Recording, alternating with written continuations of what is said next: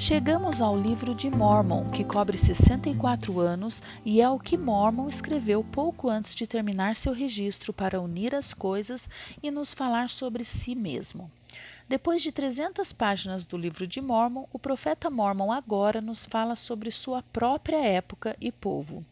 Ele foi capaz de viver uma vida justa mesmo quando parecia que todos ao seu redor eram maus. Mórmon foi responsável por resumir todas as placas no registro do livro de Mórmon. Ele era um homem incrível e lemos sobre suas realizações quando ainda era jovem. O Senhor abençoa aqueles que o servem em qualquer idade, e Amarão percebeu que Mórmon, aos 10 anos, era um filho sóbrio e rápido para observar, e o tornou o guardião dos registros nefitas. Quando tinha 15 anos, Mórmon disse que provou e conhecia a bondade de Deus, quando foi visitado pessoalmente pelo Salvador. Aos 16 anos, Mórmon disse que era jovem e grande em estatura. Ele foi nomeado líder dos exércitos nefitas e iniciou uma notável carreira militar que durou 58 anos. Por que, com tão pouca idade e experiência, ele foi escolhido para este dever? Lembre-se de que em Terceiro Nefe aprendemos que era costume entre os nefitas designar como capitão-chefe alguém que tivesse o espírito de revelação e também de profecia. Embora a maioria de nós tenha que ser persuadida a cumprir nosso dever, Mórmon teve que ser contido. Aos 74 anos, ele ainda liderava seus homens pela frente e não pela retaguarda. Ele foi um grande estadista e conduziu seu povo sob a direção e revelação de Deus, quando eles estavam dispostos a ser conduzidos. Ele preparou um registro que mudou e continuará mudando a vida de inúmeras pessoas, e se for seguido, salvará o mundo. Mórmon registrou durante sua vida, com muito poucas exceções, que a iniquidade prevaleceu sobre a face de toda a terra.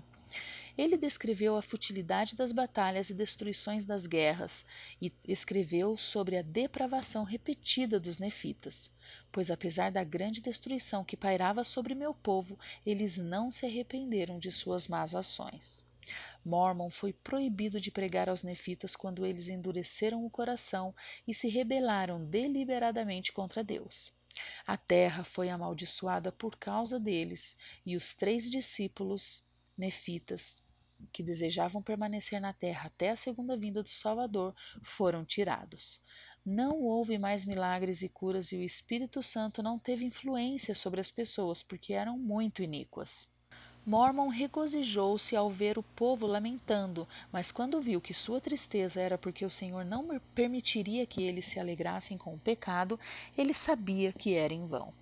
Ele sabia a diferença entre tristeza para o arrependimento e tristeza dos condenados, e lamentava que eles não viessem a Jesus com o coração quebrantado e o espírito contrito. Seu povo amaldiçoou a Deus e desejou morrer, mas continuou a lutar com a espada por suas vidas. Mórmon disse que quando seu povo derrotou os lamanitas na batalha e se gabou de sua própria força, eles não perceberam que foi o Senhor que os havia poupado. Durante mais de 30 anos liderando os exércitos nefitas, ele se recusou a liderá-los por causa de sua iniquidade e desejo de vingança. Mórmon teve esperança e paz de que seria levado no último dia e permaneceu justo e fiel. Ele nos mostrou como podemos viver em tempos de crescente iniquidade e terrível maldade. Os lamanitas não aprenderam a amar seus inimigos e a não buscar vingança ou retalhar com raiva. Eles juraram pelos céus e também pelo trono de Deus que subiriam para lutar contra seus inimigos e os exterminariam da face da terra. E aconteceu que no 367º ano, quando os nefitas ficaram zangados porque os lamanitas haviam sacrificado suas mulheres e seus filhos, eles foram contra os lamanitas com muita raiva, a ponto de espancarem novamente os lamanitas e expulsá-los de suas terras. Essa atitude apenas aumenta a miséria no mundo e apoia o plano de Satanás para toda a humanidade e leva à sua destruição. Mórmon falou sobre as perdas dos nefitas contra os lamanitas e explicou que é pelos iníquos que os iníquos são punidos. Mormon deve ter sabido pelos registros e ações do povo que o tempo de sua destruição estava próximo. E aconteceu que a tristeza me voltou e vi que passado era o dia da graça para eles, tanto física como espiritualmente, porque vi milhares deles caídos em franca rebelião contra seu Deus e amontoados como estrume sobre a face da terra. Ele amava tanto os nefitas quanto os lamanitas e derramou sua alma em oração por eles, mas foi sem fé por causa da dureza de seu coração. Quando ele concordou em liderá-los novamente, disse que não tinha esperança porque conhecia os julgamentos do Senhor que lhes sobreviriam, porquanto não se haviam arrependido de suas iniquidades, mas lutavam pela vida sem invocar aquele ser que os criara. Mormon sabia que as lutas dos nefitas pela vitória foram todas em vão, por causa da força de seus inimigos. Ele escreveu que não ousava recomendar seu povo a Deus, por medo de que Deus os ferisse, mas ele nunca parou de tentar.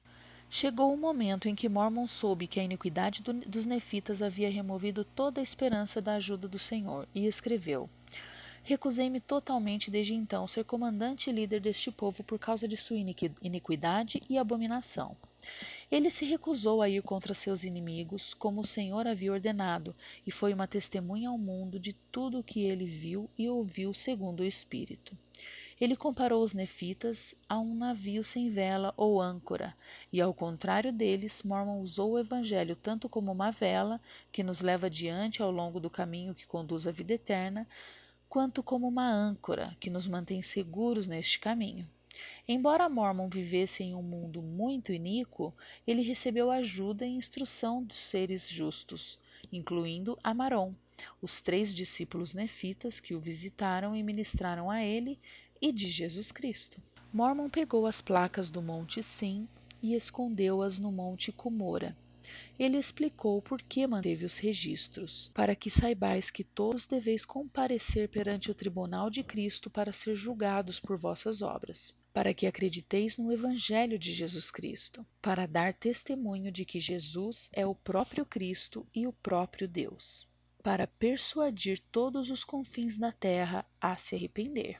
Em Mormon 5, 8 e 9, ele interrompeu sua narrativa histórica e falou conosco, dizendo que seu registro se destina à casa de Israel, incluindo os remanescentes dos descendentes de Leí, e que os gentios deveriam cuidar da casa de Israel.